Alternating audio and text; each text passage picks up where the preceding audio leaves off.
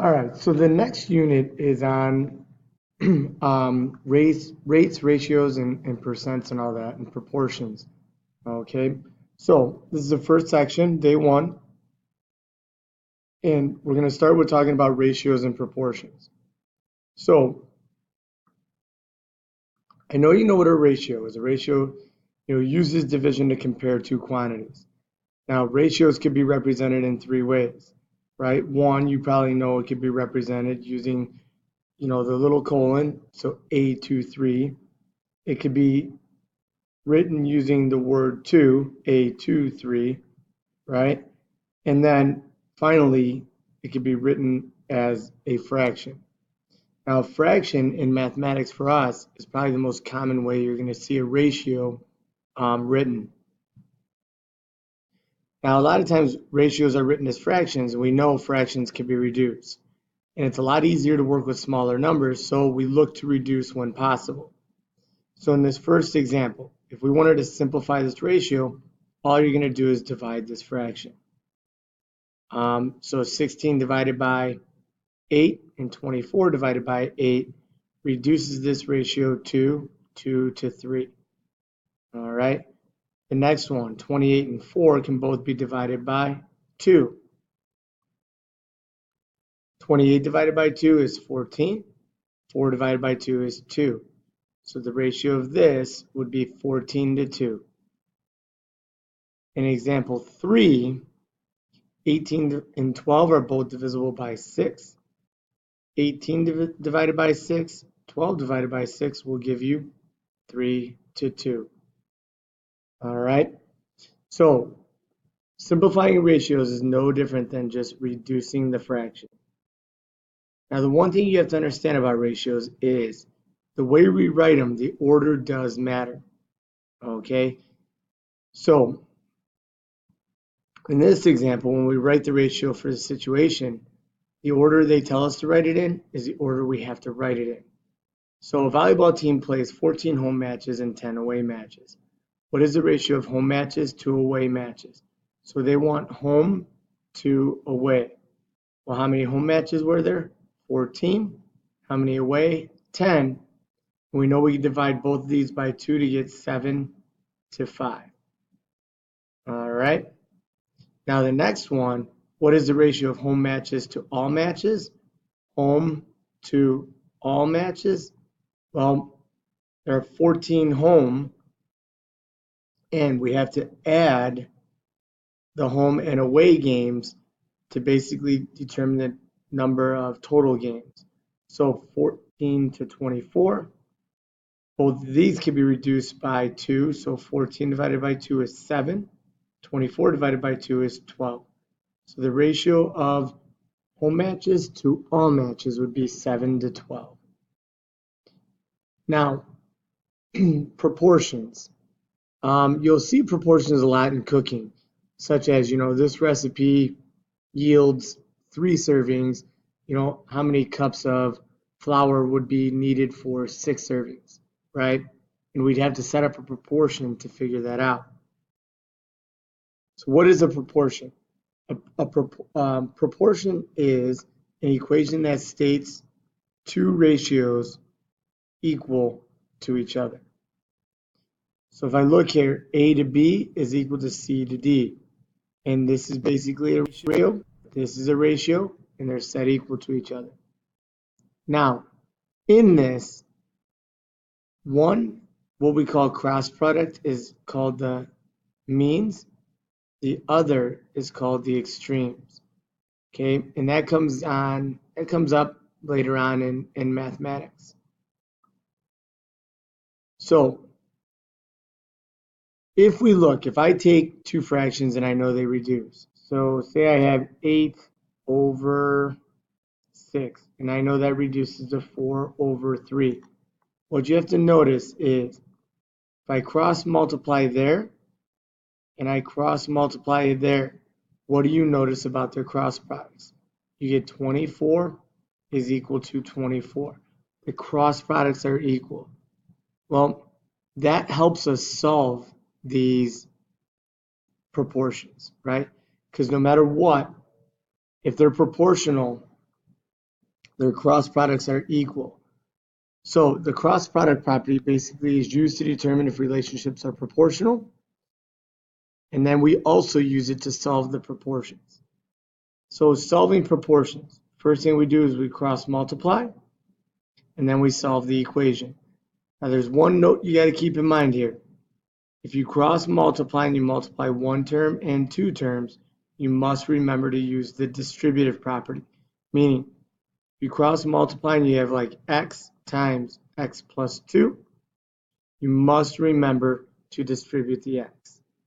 Okay, let's do some quick examples here. So in example 1, all right, one thing I'm going to do is I'm going to cross multiply one way, and I'm going to come back and cross multiply the other way. So I like to cross multiply the way the variable is first. So in this case, I'm going to do 6 times x is 6x. Then I'm going to do 30 times 11, which would give me 330. And now how do I solve this simple equation, right? All I do is, to get x by itself, divide by 6, and x is equal to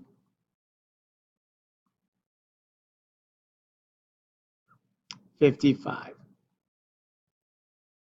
All right, so the next one, again, I cross multiply one way, I cross multiply the other way.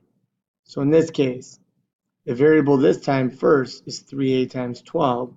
So 3a times 12 will give me 36a equals 4 times negative 36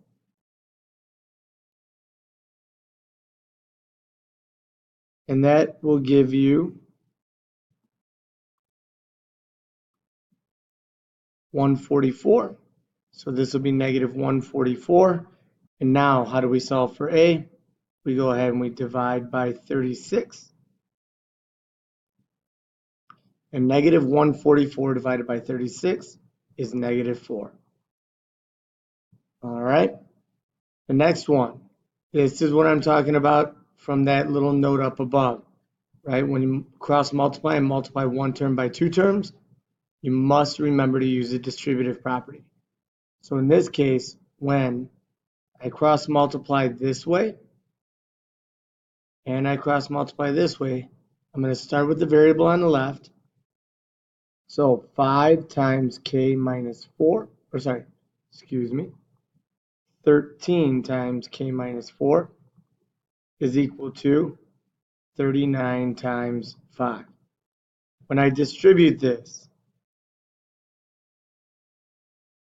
I'm going to get 13k minus 52 is equal to 195. Now I can go and solve this equation for k. First, I'm going to add 52. 13k equals 195 plus 52 will give you 247. And now when we divide by 13, you get k is equal to 19. Okay. So what I want you to do is I want you to pause the video, try the next few problems, and then go ahead and check your answers. All right. Here we go. You try number 1. When I cross multiply this way, I get 3 times 2x is 6x equals 10 times 9 is 90. And when you divide by 6, get x is equal to 15. The next one, when I distribute the 6, when I distribute that 6 times 7n plus 9 is equal to 5 times 9 is 45. So we get 42n plus 54 is equal to 45. So I'm going to subtract the 54. So 42n is equal to negative 9. And now I'm going to go ahead and divide by 42. And you get n is equal to negative 9 over 42, and both of these can be reduced by 3. So negative 9 divided by 3 is negative 3 over 14.